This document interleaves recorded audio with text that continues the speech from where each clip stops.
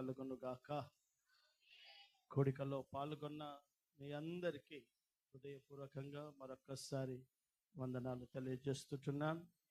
శుద్ధీకరించుకొని మనలను మనం పరిశుద్ధపరచుకొని సంస్కార ఆరాధనలో పాల్గొనాలి అని పరిశుద్ధ లేఖనం మనకు గుర్తు చేస్తుంది. కారణం, పరిశుద్ధపరచుకోకుండా ఎప్పుడైతే అయోగ్యంగా దేవుని యొక్క సన్నిధానంలో రొట్టె ప్రభు శరీరంలో మనం చేయి వేస్తామో అది మనకు ఆశీర్వాదకరంగా ఉండాల్సిన కార్యం మనకు దీవెనకరంగా మారకుండా మన సమస్యలకు కారణంగా మారిపోయే ప్రమాదం ఉంది.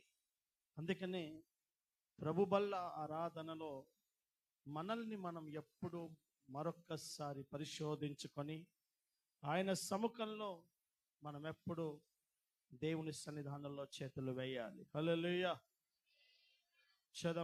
హల్లెలూయా. పరిశోధించుకుంటూ పరిశుద్ధపరచుకొనడమే క్రైస్తవ జీవితంలో.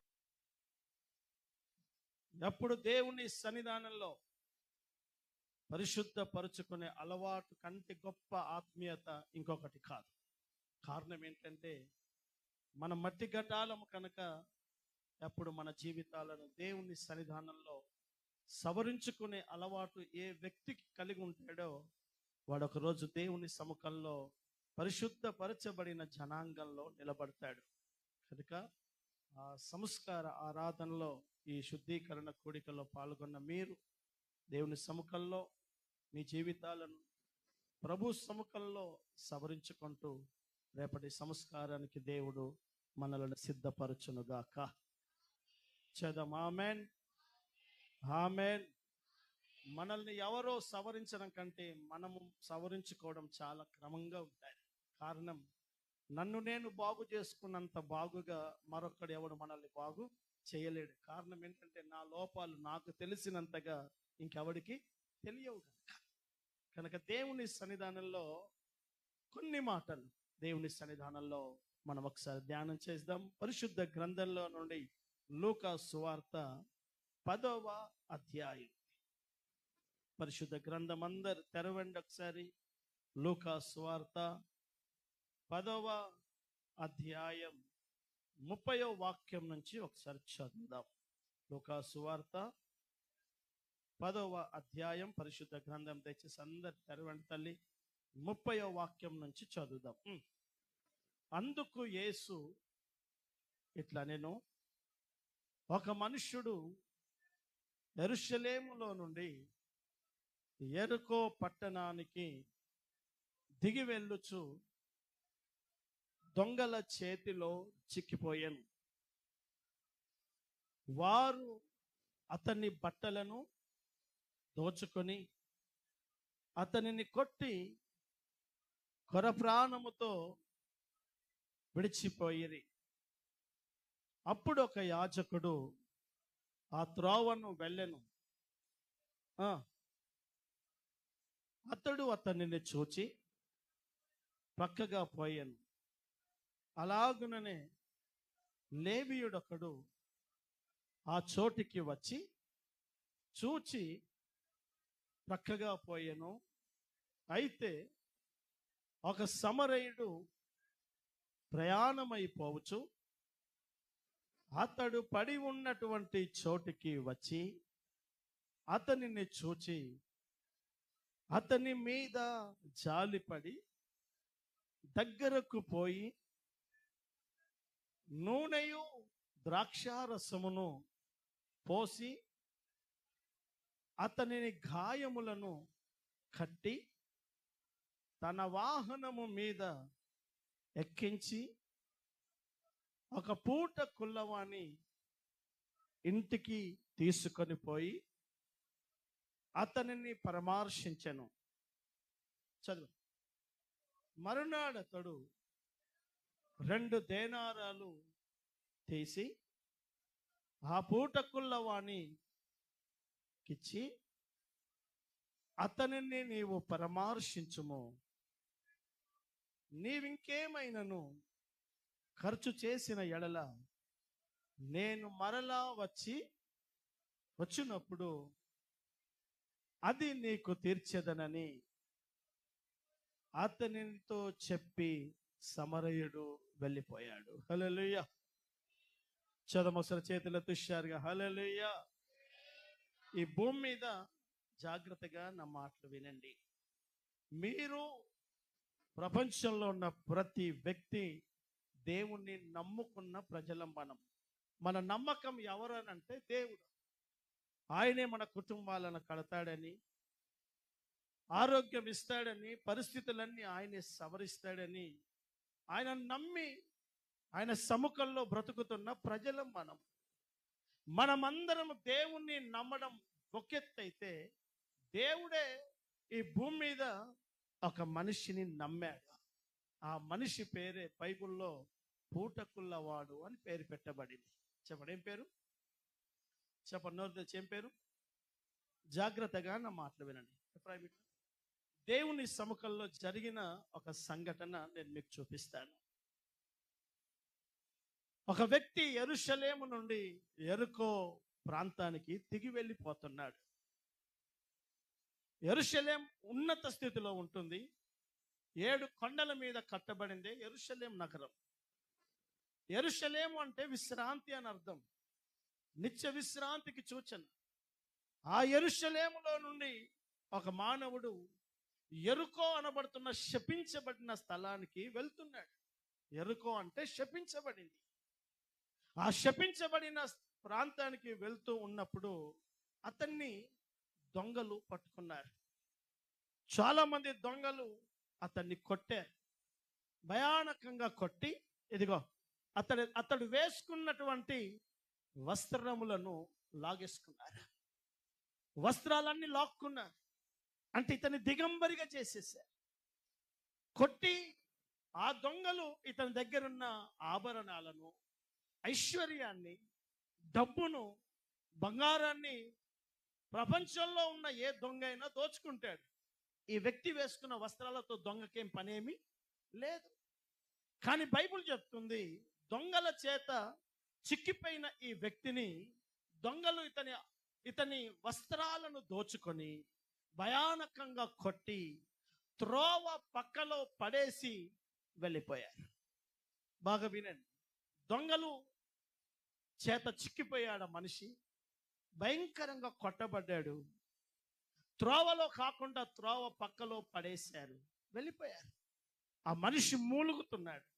దిగంబర దేహంతో భయానకమైన దెబ్బలతో మూలుగుతున్న ఆ వ్యక్తిని రక్షించేవాడు ఎవడు లేడు. ఒక లేవీయుడు వెళ్ళాడు. జ్ఞానం, ధర్మశాస్త్రాలు, నీతి నియమాలు తెలుసుకున్నవాడు వెళ్ళాడు. వాడు కూడా ఆ రిస్క్ తీసుకోకుండా వెళ్ళిపోయాడు. ఒక యాజకుడు వెళ్ళాడు. ఆయన కూడా చూసి చూడనట్టు వెళ్ళిపోయాడు. అయితే బైబిల్ చెప్తుంది, ఒక సమరయుడు ఆ ప్రాంతంలో ప్రయాణమై వెళ్తున్నాడు. వెళ్తున్న ఆ సమరయుడు దొంగల చేత చిక్కిపోయి వస్త్రాలు దోపిడికి గురై భయానకంగా కట్టబడి మూలుగుతున్న ఆ వ్యక్తి దగ్గరికి వెళ్ళి 2 పనులు చేశాడు. ఏం చేశాడనంటే, ఆ సమరయుడి దగ్గర 2 వనరులు అతని దగ్గర ఉన్నాయి. ఒకటి నూనె, 2 ద్రాక్షారసం. ఈ 2 అతని దగ్గర ఉన్నాయి కనుక ఇప్పుడు అతను కొట్టబడిన ఆ వ్యక్తి దగ్గరికి వెళ్ళి ద్రాక్షారసమును పూసి గాయాలను కట్టాడు. నూనె పోసాడు. నూనెతో ద్రాక్షారసముతో గాయాలు కట్టి, ఇదిగో గాయాలతో కట్టబడ్డాడు. నా వైపు చూడండి. కానీ ఇతనికి వస్త్రమైతే లేదు. చెప్పండి, వస్త్రమైతే ఆల్రెడీ దొంగలు ఇతని వస్త్రాన్ని దోచుకొని వెళ్ళిపోయారు కనుక ఇప్పుడు సమరయుడు అతని దిగంబర దేహంతో జస్ట్ అలా గాయాలు కట్టి అతన్ని ఒక ప్రాంతానికి తీసుకెళ్ళాడు. అక్కడ ఒక వ్యక్తి ఉన్నాడు. ఆ వ్యక్తి ఎవరయ్యానంటే పూటకుల్లవాడు అని బైబిల్ చెప్తుంది. హల్లెలూయా. చదముషారుగా హల్లెలూయా. ఆ పూటకుల్లవాని దగ్గరికి వెళ్ళాడు. వెళ్ళి, ఇదిగో ఈ సమరయుడు దెబ్బలతో గాయాలతో ఉన్న ఈ మనిషిని ఆ పూటకుల్లవాని చేతిలో పెట్టి అంటాడు, అయ్యా, ఈ మనిషిని బాగు చేయాల్సిన బాధ్యత అంతా నీదే. ఈ మనిషికి కేవలం నేను గాయాలు కట్టాను, ఈ మనిషికి కేవలం నేను ద్రాక్షారసముతో నూనెతో గాయాలు కట్టాను, అవి ఇంకా పచ్చిగానే ఉన్నాయి, అవి ఇంకా పచ్చిగానే ఉన్నాయి. వస్త్రము లేదు, చాలా ఆయాసంతో అవస్థతో దెబ్బల బాధతో ఉన్నాడు. ఇప్పుడు అతని సమస్యలన్నీ నీవు జాగ్రత్తగా ఆలోచించి నీవు అతన్ని పరామర్శించాలి. హల్లెలూయా. అతన్ని నువ్వు బాగు చేయాలి. నేను మళ్ళీ వస్తాను, నేను మళ్ళీ వస్తాను. అప్పటి వరకు ఇతని కోసం ఖర్చు పెట్టడానికి ఇదిగో 2 దేనారాలు. ఎన్నట చెప్పండి, ఎన్నట? 2 దేనారాలు, 2 కాసులు అతని పూటకుల వాని చేతిలో పెట్టి అంటాడు, ఇవి సరిపోవు నీకు, ఇవి సరిపోవు, నువ్వు చాలా ఖర్చు పెట్టాల్సి వస్తుంది, నీది ఖర్చు పెట్టాలి. ఇప్పుడు నువ్వు నేనిచ్చిన 2 దేనారాలు మాత్రమే కాక నీవు ఇంకా చాలా ఖర్చు పెట్టు, నేను వచ్చినప్పుడు అవన్నీ నీకు ఇస్తాను. నేను నువ్వేమేమి ఖర్చు పెట్టావో అవన్నీ నేను ఇస్తాను. ఎప్పుడు ఇస్తాను తెలుసా? నేను వచ్చినప్పుడు ఇస్తాను. అప్పటి వరకు నువ్వు ఓపికతో ఈ మనిషికి ఏమేం కావాలో అవన్నీ నువ్వు ఖర్చు పెట్టి నువ్వు మళ్ళీ అతన్ని నువ్వు ఎలా తయారు చేయాలి తెలుసా? అతనికి మంచి వస్త్రములు కట్టుకున్న వ్యక్తిగా, అతనికి ఏ గాయాలు లేని వ్యక్తిగా. దొంగలు కొట్టారే, ఆ దెబ్బలు ఇక ఈ దేహంలో ఏమీ కనబడకుండా, వస్త్రాలు దోచుకొని పోయారే, ఆ వస్త్రాలు ఇతనికి నువ్వు కుట్టి ఇతడు వేసుకొని రేపు నేను నీ దగ్గరికి వచ్చినప్పుడు ఇతడిని గాయములు లేని వ్యక్తిగా, ఇతడిని నీ బాధ లేని వ్యక్తిగా, ఇతన్ని వస్త్రము ధరించుకున్న వ్యక్తిగా నీవు నా చేతికి అప్పగించాలి. నేను నమ్మి నీ చేతిలో ఈ వ్యక్తిని పెట్టి వెళ్తున్నాను. హల్లెలూయా. చదవంగతిగా హల్లెలూయా. పూటకుల వాడికి దొంగల చేత దెబ్బలు తిన్న వాడికి బంధం ఏమీ లేదు. ఈ పూటకుల వాడికి సమరయుడికి కూడా పెద్ద బంధం ఏమీ లేదు. కానీ ఆ సమరయుడు పూటకుల వాడిని నమ్మి ఈ వ్యక్తిని అప్పగించి వెళ్ళాడు. ఈ వ్యక్తే దైవజనుడు. హల్లెలూయా, హల్లెలూయా. ఇది మంచి సమరయుడు నేర్పే ఒక అద్భుతమైన పాఠం. బాగా వినండి. రేపటి దినం ప్రపంచం అంతటిలో పాస్టర్స్ డే చేస్తున్నారు. చెప్పండి, ఏ డే చేస్తున్నారు? రేపటి దినం పాస్టర్స్ డే, సేవకుల దినోత్సవం. సేవకుల దినోత్సవం. మదర్స్ డేకి తల్లులకు విషయం చెప్తున్నాం, ఫాదర్స్ డేకి తండ్రులకు విషయం చెప్తున్నాం. ఇండిపెండెన్స్ డే ఉంది, ఉమెన్స్ డే ఉంది, ఎన్నో రకాల డేస్ భూమి మీద ఉన్నాయి. కానీ విషయం చెప్పినా చెప్పకపోయినా ఒక దైవజనుడి యొక్క విలువలు ఏంటో మీకు తెలుసుకోవాలని ఆశపడుతున్నాను. హల్లెలూయా. చదముష్యారుగా హల్లెలూయా. పరిశుద్ధ గ్రంథం ఈరోజు పాస్టర్స్ డేగా ప్రపంచం ఎవరో పుట్టించారు, కానీ నా యేసయ్య 2000 సంవత్సరాల క్రితమే భూమి మీద ఎవరిని నమ్మాడు అని అంటే పూటకుల వాణ్ణి ఆయన నమ్మాడు. మనమందరం దేవుని నమ్మితే దేవుడు భూమి మీద ఒక సేవకుని నమ్ముతాడు. కారణం ఏంటో తెలుసా? ఒక దైవజనుని నమ్మి తనను నమ్మిన తన బిడ్డలందరినీ తీసుకొని వచ్చి సేవకుని చేతిలో పెడతాడు. మీరందరూ నన్ను నమ్మి రాలేదు, మీరందరూ దేవుని నమ్మారు. దేవుని నమ్మిన ప్రతి విశ్వాసి ఎవరిని నమ్మారంటే దేవుని నమ్మారు. దేవుడు మాకు బాగు చేస్తాడని, దేవుడు మాకు మేలు చేస్తాడని, దేవుడు మాకు ఆరోగ్యం ఇస్తాడని, దేవుడు మా కుటుంబ స్థితిగతులను మారుస్తాడని దేవుణ్ణి నమ్మిన ప్రపంచంలో కోట్ల మంది ఏమంటారంటే మేము దేవుని నమ్మిన బిడ్డలమండి, మేము దేవుణ్ణి నమ్మాం. ఇది సత్యమే. దేవుణ్ణి నమ్మిన ప్రజలే మీరంతా.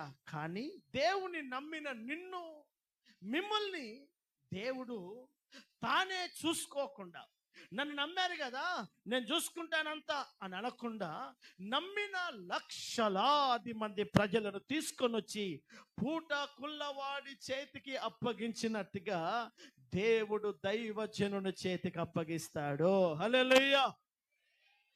అంటే దేవుడు ఈ భూమి మీద నమ్మే ఒక ఘనమైన వ్యక్తి ఎవరయ్యా అంటే దైవజనుడు. సేవకుని మనుషులు నమ్మినా నమ్మకపోయినా, సేవకుని ప్రపంచం నమ్మినా నమ్మకపోయినా, దేవుడు సేవకుని నమ్ముతున్నాడు. ఎంత గొప్ప ఆపర్చునిటో మీరు ఆలోచించండి. దైవజనుడు చేస్తున్న పని ఏంటో మీరు చాలా జాగ్రత్తగా నా మాటలు ఆలకించాలి. కొన్నమంటే తెలుసా, కేవలం సమరయుడు అని అంటే ఎవరో కాదు, మన ప్రభువుకి సూచన. దొంగల చేత కొట్టబడ్డవాడు ఎవరో కాదు, ఈ భూమి మీద నిత్య విశ్రాంతికి సూచనగా ఉన్న యెరూషలేమును విడిచి యెరికో అనబడుతున్న శపించబడిన లోకంలో దొంగలు అనబడుతున్న అపవాది చేత చిక్కిపోయిన మానవుడా.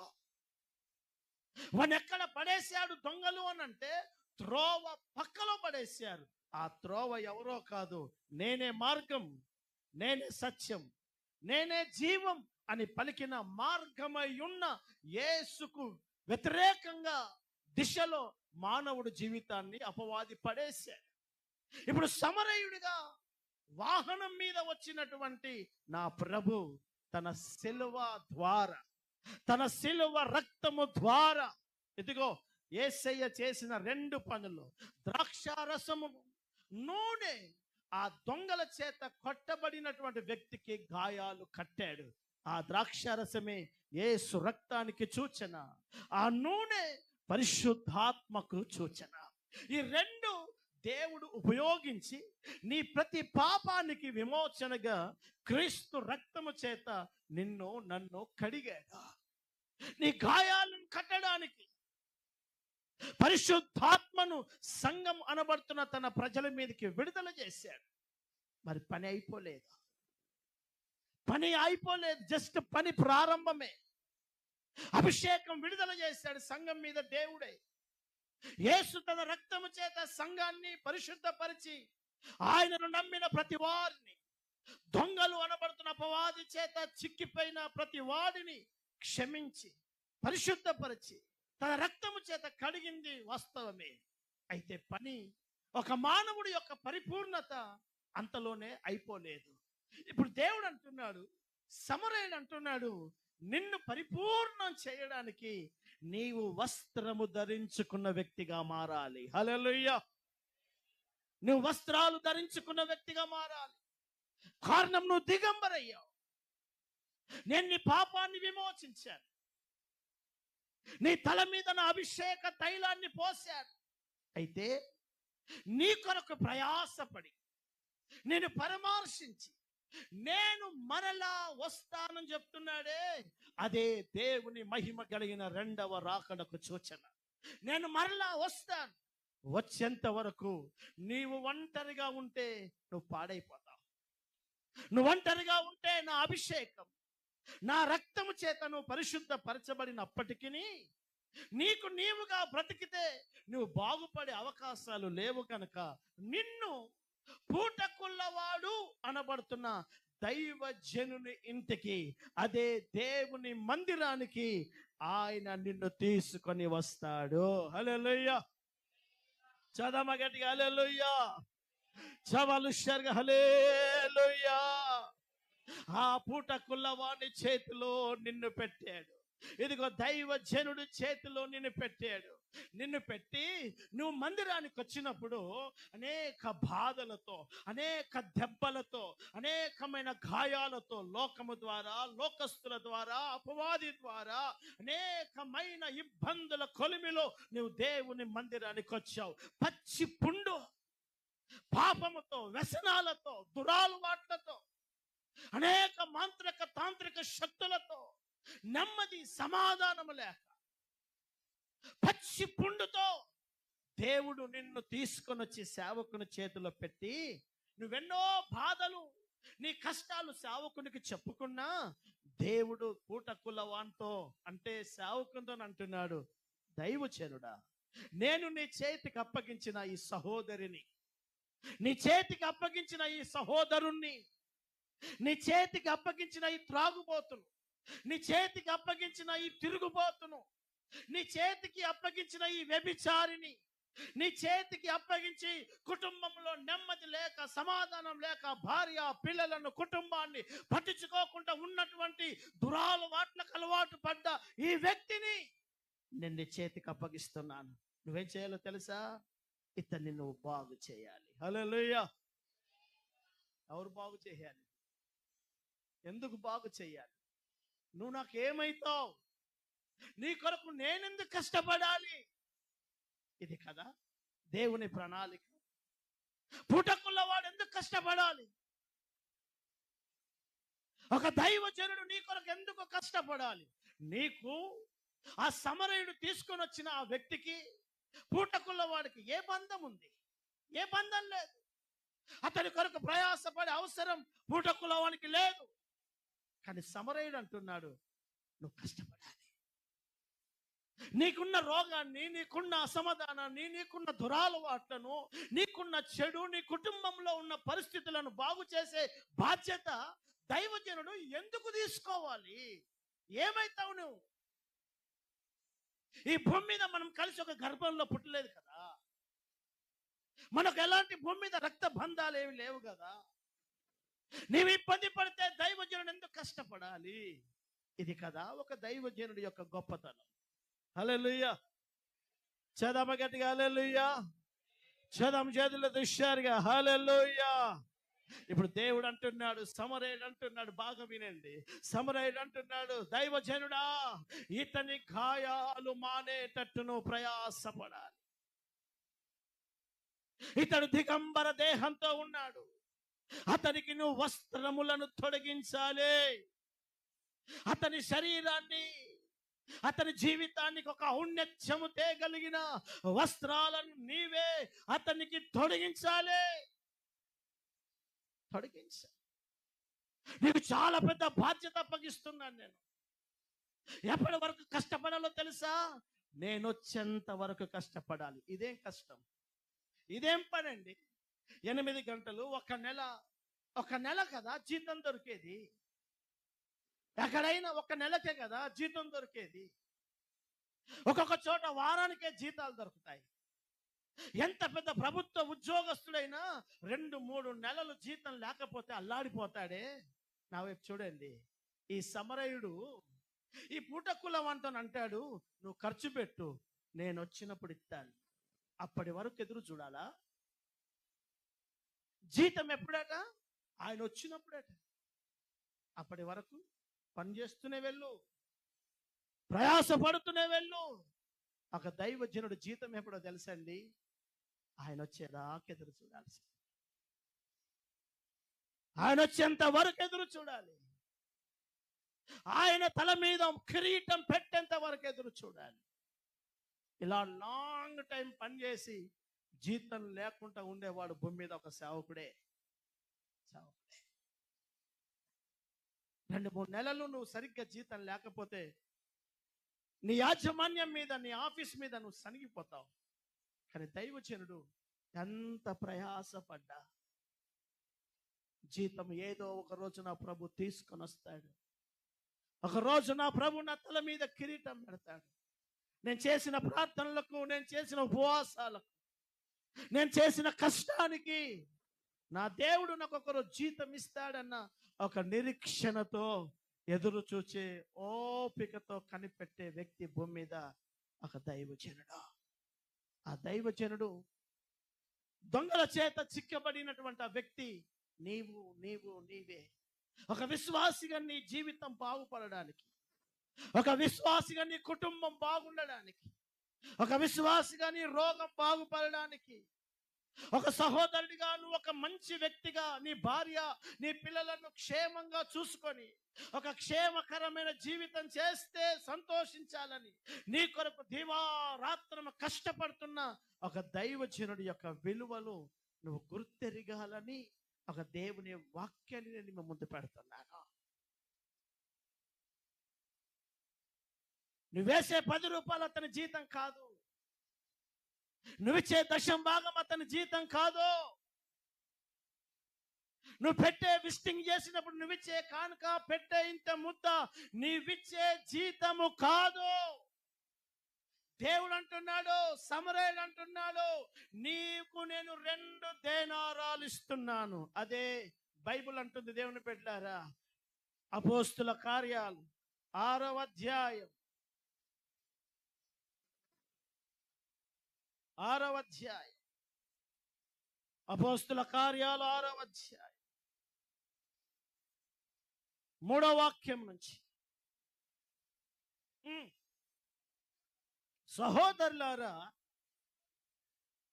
ఆత్మతోనూ జ్ఞానముతోనూ నిండుకొని మంచి పేరు పొందిన 7 సహోదరులను మీ సంఘములోనే మీరే ఏర్పాటు చేసుకోండి. మేము వారిని మీరందరినీ గమనించుకోవడానికి, సేవా సంబంధమైన కొన్ని బయట సంబంధమైన కార్యాలు గమనించుకోవడానికి, సహకరించడానికి, ముందుండి నడవడానికి మేము వారిని ప్రార్థన చేసి అభిషేకిస్తాం.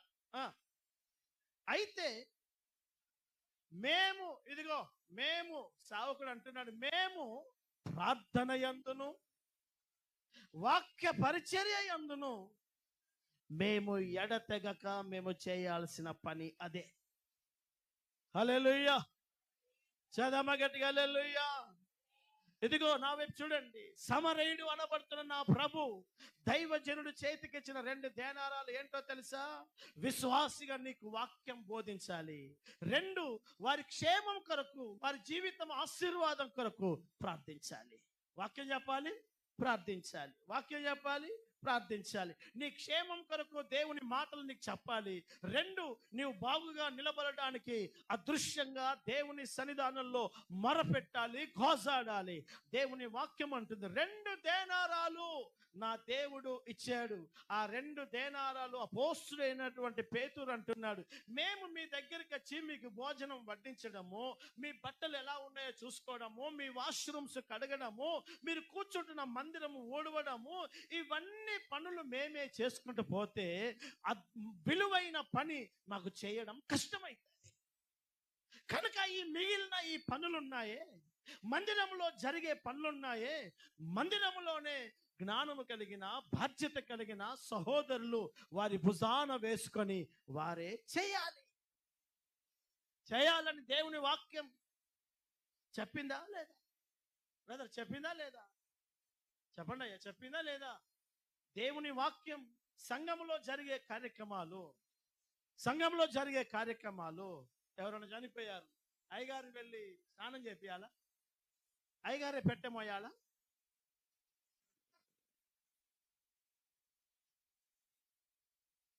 సంఘంలో అమ్మాయి పెళ్ళైతే పాస్టరమ్మ గారు వెళ్ళి కొప్పేయాలి,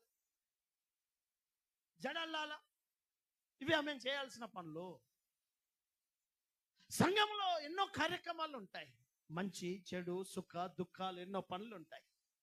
ఆ పనులలో సంఘములో ఉన్న బాధ్యత కలిగిన విశ్వాస బిడ్డలు, సిస్టర్స్, బ్రదర్స్ ఏం చేయాలంటే వారి మీద ఆ బాధ్యతలు వేసుకొని సంఘ బాధ్యతలలో వారే ముందుండి అద్భుతకరంగా ఆ పరిచర్యలన్నీ వారు కొనసాగించాలి. హల్లెలూయా.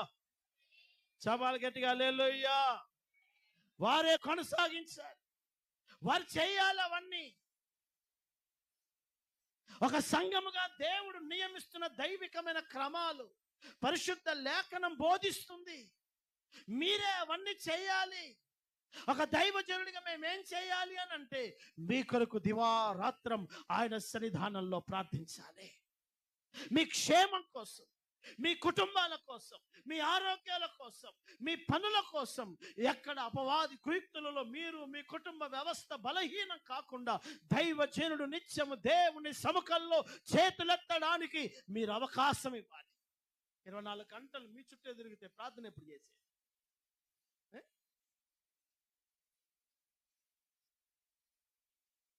సహోదరుడు చనిపోతే నేను పెట్టబట్టుకొని మళ్ళా సుత్తబట్టుకొని నేను కొట్టుకుంటా కూర్చుంటే ప్రార్థన ఎప్పుడు చేసేది? ఇవి కదా సంఘంలో నేర్చుకోవాల్సిన అనుభవాలు.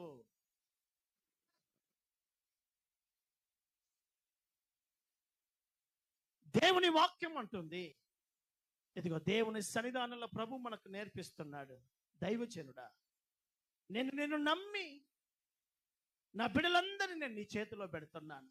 ఇతని గాయాలు మాన్పాలి నువ్వే, ఇతనికి నువ్వు వస్త్రాలు తొడిగించాలి. రేపు నేను వస్తున్న ఆ దినాన ఇతడిని ఒక అద్భుతమైన వ్యక్తిగా నువ్వు నా ఎదుట నిలబెట్టాలి. హల్లెలూయా. చదమ గట్టిగా హల్లెలూయా. ఎంత గొప్ప బాధ్యత దేవుడు దైవ సేవకుని మీద ఉంచాడు. ఈ భారం, ఈ బాధ్యతలు లోకంలో సేవ చేస్తున్న చాలా మంది సేవకులకు కూడా తెలియదు. దేవుడు మమ్మల్ని నమ్మాడు, మేము నమ్మక ద్రోహం చెయ్యొద్దు. దేవుడు నన్ను నమ్మి నిన్ను నా చేతిలో పెట్టాడు, నీకు సరిగ్గా న్యాయాన్ని నేను చెయ్యాలి. నీ ద్వారా వచ్చే 10-5కు ఆశపడి నా కడుపు నింపుకొని నా వస్త్రం కట్టుకొని నిన్ను నాకు ప్రయోజకుడిగా మలుచుకోవడం క్రమం కాదు. నేనే నీకు ప్రయోజకుడిగా ఉండాలనే నీ గాయాలు మాన్పాలని, దిగంబర దేహంతో ఉన్న నీ జీవితానికి వస్త్రము కప్పాలని, అన్ని వనరులు అన్ని వసతులు నేను చేయగలనని పూటకుల్లవాని యొద్దకు నా దేవుడు ఒక విశ్వాసిని దైవజనుని చేతికి అప్పగించాడు. దైవజనుడి దగ్గర ఆశీర్వాదం ఉంది, దైవజనుడి దగ్గరనే దీవెనుంది. పూటకుల్లవాని దగ్గరనే ఆ దెబ్బలతో గాయాలతో ఉన్న వ్యక్తి యొక్క భవిష్యత్తు ఉంది. విశ్వాసి చేతిలో సేవకుడి భవిష్యత్తు లేదు, దైవజనుడి చేతిలో విశ్వాసి భవిష్యత్తు ఉంది. హల్లెలూయా. ఇది దేవుని వాక్యం నేర్పే క్రమం. పూటకుల్ల వాని చేతికి దేవుడు ఆ దొంగలతో కొట్టబడ్డ వాడిని అప్పగించాడు, కానీ పూటకుల్ల వాడిని ఆయన చేతికి అప్పగించలే. అవునంటారా కాదా? అమ్మా అవునా కాదు? నేను చెప్పేది సత్యమా అబద్ధమా? బ్రదర్ సత్యమా అబద్ధమా? అమ్మ వెనుకున్న వారని చెప్పేది సత్యమా అబద్ధమా? దొంగల చేత దెబ్బలు తిన్న వాడికి ఈయనకు అప్పగించాడా, ఈయననే ఆడికి అప్పగించాడా అని అంటే, ఆ దెబ్బలు తిన్న వ్యక్తినే సమరయుడు పూటకుల్ల వాని చేతికి అప్పగించాడు. ఒక విశ్వాసిగా నిన్ను దేవుడు ఒక దైవజనుని చేతిలో పెడతాడా? ఇప్పుడు దేవుడు అంటాడు, నా వైపు చూడండి, ఇదిగో నేనిచ్చిన 2 ధ్యానారాలు సరిపోవు. నువ్వు ప్రార్థన చేయడం, వాక్యం ప్రకటించడం చేస్తూ పోతే అదే సరిపోదు. ఇప్పుడు దేవుని వాక్యం అంటది, ఇంకా నీవేమైనా ఖర్చు చేయాల్సి వస్తుంది. హల్లెలూయా.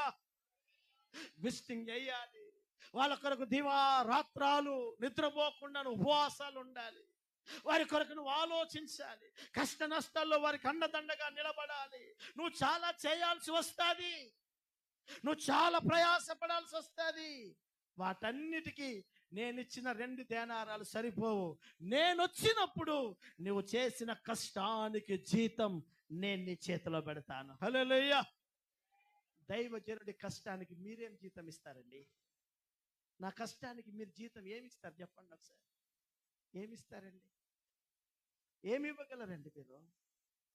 మీరు ఏమిచ్చినా నా ప్రయాసానికి మీరు వెల కట్టలేరు. ఇది వాక్యం చెప్పే సత్యం. కారణమేంటో తెలుసా? జాగ్రత్తగా వినండి. యేసు ప్రభుల వారు సంఘం మీదకి మేడ గదిలో అభిషేకాన్ని విడుదల చేశాడు. యేసు ప్రభుల వారు ఆ కలువరి శిలువలో తన రక్తాన్ని ధారపోసాడు. 2 ఘనమైన పనులు చేశాడు. అయితే మానవుని జీవితం పరిపూర్ణం కాలేదా?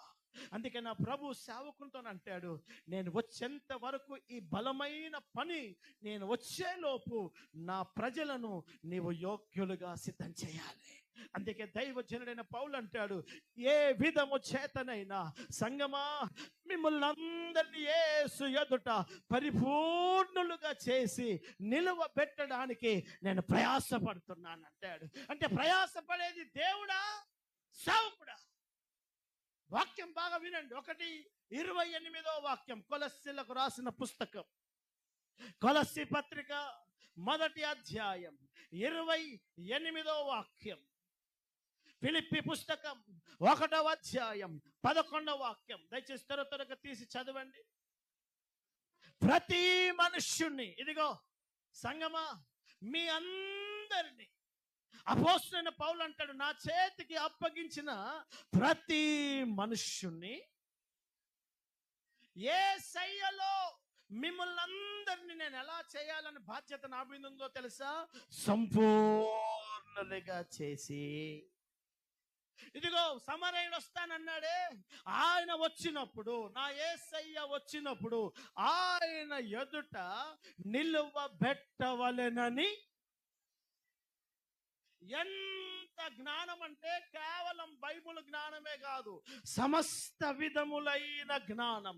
నీకెలా చెప్పాలి, నీకెలా నేర్పాలి, నీ కష్టంలో నీకేం చెప్పాలి, కుటుంబ వ్యవస్థలో ఏం చెప్పాలి, భార్య భర్తల కుటుంబంలో సమాధానం కోసం, అనారోగ్యాల కోసం, కుటుంబ స్థితిగతుల కోసం ఎలా ఎలా ఎలా చెప్పితే మీరు సెట్ అవుతారో ఆ సమస్త విధములైన జ్ఞానముతో ప్రతి మనుష్యునికి బుద్ధి చెప్పుచు, ప్రతి మనుష్యునికి బోధించుచు మేము సేవ చేస్తున్నాము. హల్లెలూయా.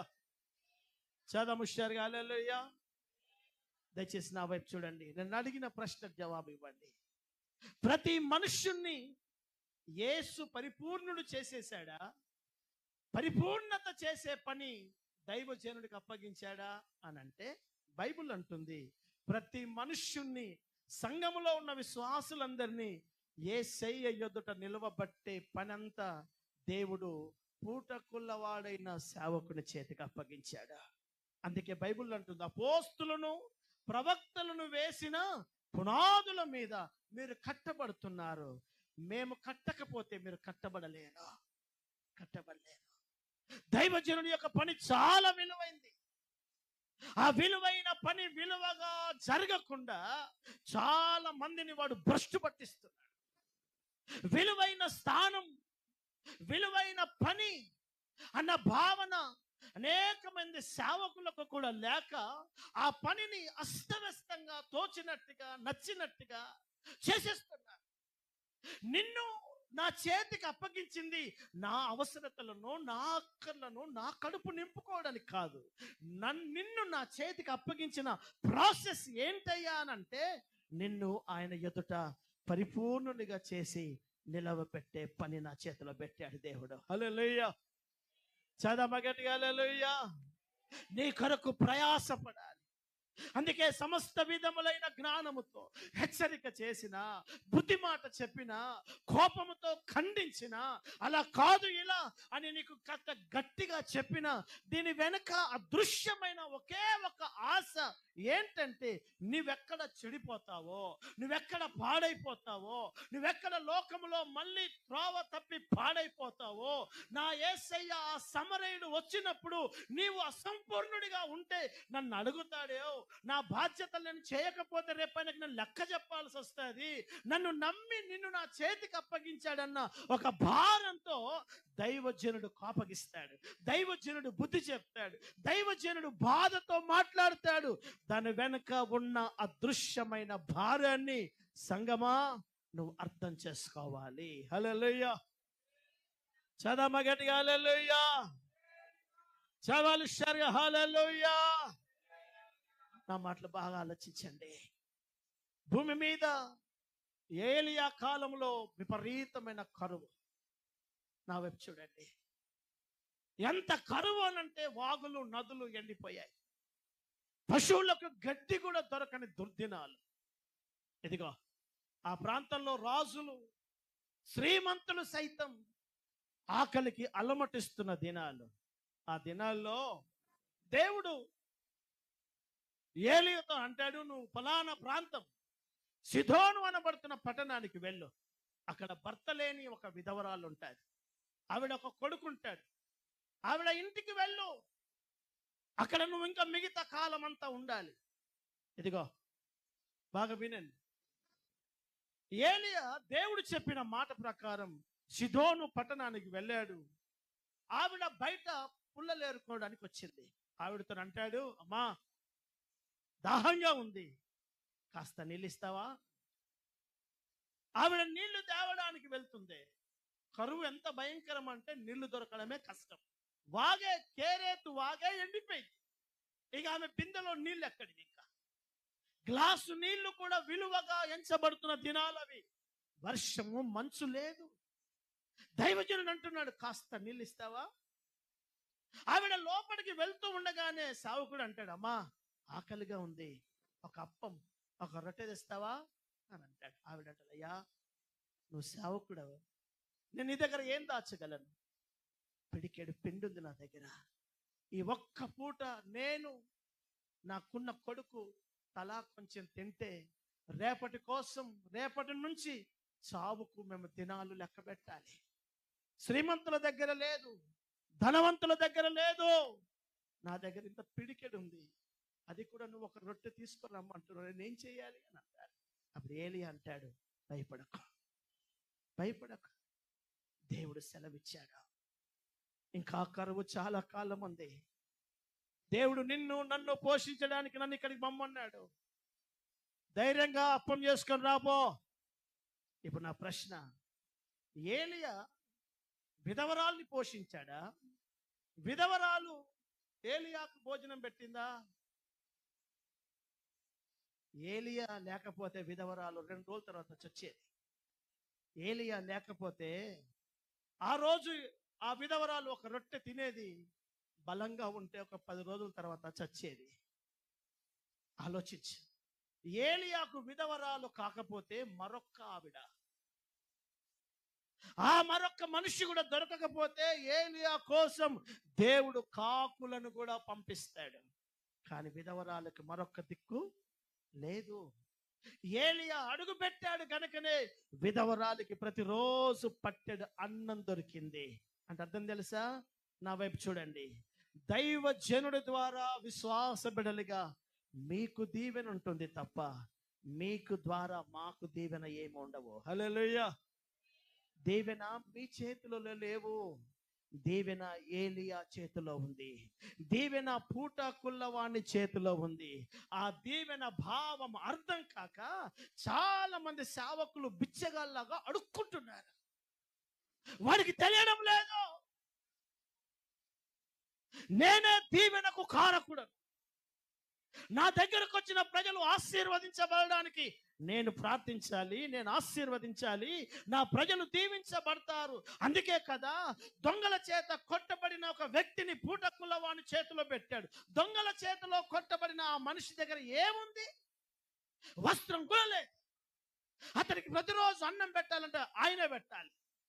ఆశీర్వాదము, ఆశీర్వాదము నీవు దీవించబడడానికి, విశ్వాస పెట్టారా, మీరు దీవించబడడానికి, మీ కుటుంబాలు బాగుపడడానికి, మీ ఉద్యోగాలలో ఒక క్షేమం చూడడానికి, మీ కుటుంబంలో ఒక దీవెన రావడానికి, మీ దీవెన కోసం ఒక సేవకుని దేవుడు ఏర్పాటు చేశాడు. హల్లెలూయా. నీ నోటితో మేము సంఘాన్ని పోషించాం, మేము సేవకుని పోషించాం, మేము సంఘంలో మేము ఎన్నో సహకారం ఇచ్చాం అని నీ నోటితో నువ్వు దయచేసి ఎప్పుడు పలకకు. కథమేంటో తెలుసా? నీవు సంఘాన్ని పోషించడం కుదరదు.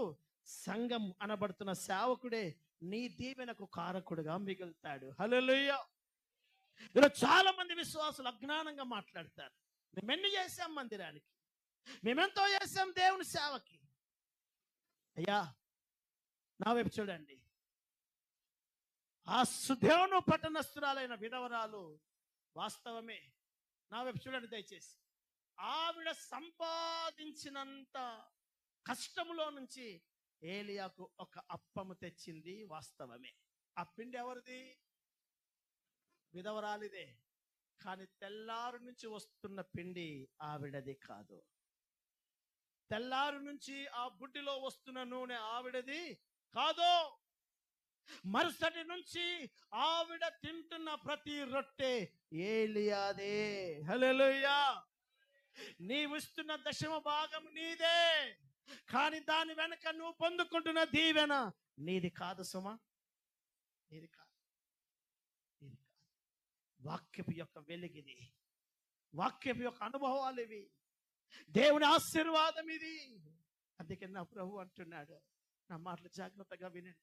ఒకరోజు దైవజనుడైన యేషయ్య దర్శనం చూస్తున్నాడు. ఆత్మలో పరవశుడైపోయాడు. పరలోకము ఆకాశము తెరవబడింది.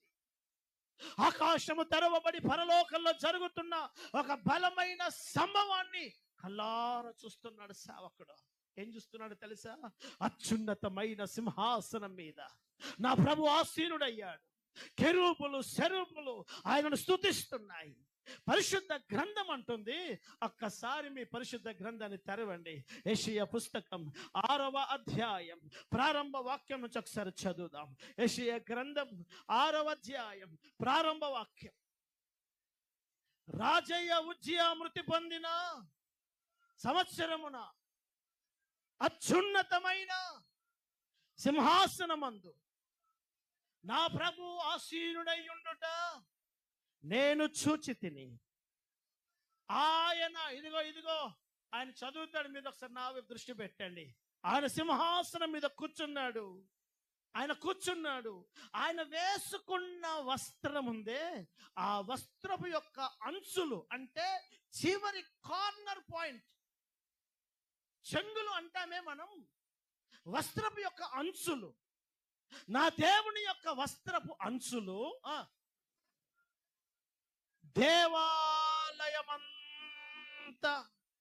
ఆయన వస్త్రపు యొక్క చెంగులు నిండాయి. హల్లెలూయా. చదమ ఒకసారి చేతులెత్తి గట్టిగా హల్లెలూయా. చదమ హుషారుగా హల్లెలూయా, హల్లెలూయా. ఇదిగో ఆ మహాఘనమైన నా ప్రభు, నా వైపు చూడండి. ఆ మహోత్తరమైన నా దేవుడు పరలోకం ఆకాశం అనే ఆయన సింహాసనములో ఆసీనుడయ్యాడు. ఆయన వస్త్రమట ఇదిగో దేవాలయమంతా ఆయన వస్త్రపు అంచులు కమ్మాలి. అంటే ఇప్పుడు దేవాలయం అనబడుతున్న ఆయన మందిరంలో కూర్చున్న మీ మీద, నా మీద, మనందరి మీద ఏముండాలి చెప్పండి? ఏముండాలి? ఆ మహాదేవుని యొక్క వస్త్రపు అంచులు మన మీద పడాలి. దేవాలయం అనబడుతున్న సంఘంలో దేవుని వస్త్రం కప్పబడాలి. కారణం తెలుసా? ఇదిగో వస్త్రాన్ని దోచుకున్నాడు అపవాది. దొంగలు ఆ వస్త్రాలను దోచేసుకున్నారు. దిగంబరంగా మారిపోయినటువంటి ఆ దొంగల చేత కొట్టబడిన ఆ మనిషికి దేవాలయంలో వస్త్రాలు తొలగించబడతాయి. హల్లెలూయా. ఆ పూట కుళ్ళవాడు అనబడుతున్న దైవజనుడు తన దగ్గరికి దేవాది దేవుడు అప్పగించిన ప్రతి విశ్వాసి దిగంబరత్వాన్ని అనగా పాపాన్ని, శాపాన్ని కప్పి విడిపించి యేసు రక్తములో కడగబడి పరిశుద్ధాత్మ అభిషేకం అనే నూనెతో నింపబడి కడగబడినటువంటి ప్రతి విశ్వాసికి దోచుకొనబడిన ప్రతి వస్త్రాన్ని ఏ దుష్టుడు, ఏ దొంగ దోచుకొని పోయాడో ఆ వస్త్రములన్నీ దొరికే స్థలం ఏంటో తెలుసా? దేవాలయములో దేవుని వస్త్రపు చెంగులు కప్పబడతాయి. హల్లెలూయా. అందుకే దేవుని వాక్యం అంటుంది, దేవుని బిడ్డలారా, ప్రకటన పుస్తకం 19వ అధ్యాయం, ప్రకటన గ్రంథము 19వ అధ్యాయం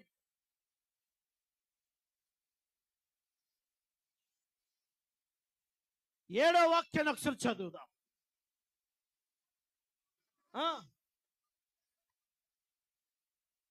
విస్తారమైన జనముల శబ్దమును, బలమైన ఉరుము, పరలోకంలో జరుగుతున్న పరిస్థితి ఇది. బలమైన ఉరుముల శబ్దమును పోలిన ఒక స్వరం. బాగా వినండి. ఇదిగో నా వైపు చూడండి. పరలోకంలో నుంచి ఒక అనౌన్స్మెంట్, ఒక బలమైన ఉరుము లాంటి స్వరం. ఇది దేవుని స్వరం. ఆయన ఉరిమినట్టుగా మాట్లాడతాడని బైబుల్ ఉంది. ఆకాశంలో ఒక ఉరుము ఉరిమినట్టుగా, దేవాలయములో ఒక ఉరుము ఉరిమిన శబ్దము సర్వాధికారియు ప్రభువునకు మన దేవుడు ఏలుతున్నాడు, ఆయనను స్తుతించుడి. ఇదిగో బాగు వినండి, నా వైపు చూడండి దయచేసి. సమరయులు అన్నాడే నేను మళ్ళీ వస్తానని, నేను తిరిగి వస్తాను అన్నాడే. ఇక్కడ అంటున్నాడు, ఆ గొర్రె పిల్ల అనబడుతున్న నా యేసయ్య వచ్చున్న దినాలు, వివాహ ఉత్సవము సమయము వచ్చినది. ఆయన భార్య ఎవరి కోసం వస్తున్నాడు? అప్పగించినటువంటి పూటకుళ్ళవాని దగ్గరికి వచ్చి, నేను నీకు అప్పగించిన వ్యక్తి ఉన్నాడే, ఆ వ్యక్తిని తీసుకెళ్ళడానికి వస్తున్నాడు. ఆయన భార్య, ఆయన సంఘం అనబడుతున్న దేవుని బిడ్డల దగ్గరికి వస్తున్నాడని ఆయన భార్య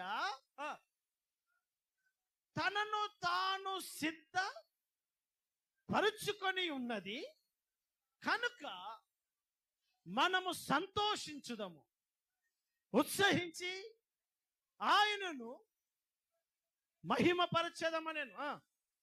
చెప్పగా వింటిని. చదవండి. మరియు ఇదిగో నా వైపు చూడండి. ఇదిగో ఈ మనిషి వచ్చాడే, పుట్టకుల్లవాడు అనబడుతున్న సేవకుని దగ్గరికి. సమరయుడు దెబ్బలతో, దిగంబరత్వంతో, గాయాలతో ఉసూరుమంటూ వచ్చాడే, అదే సంఘం, అదే నీవు.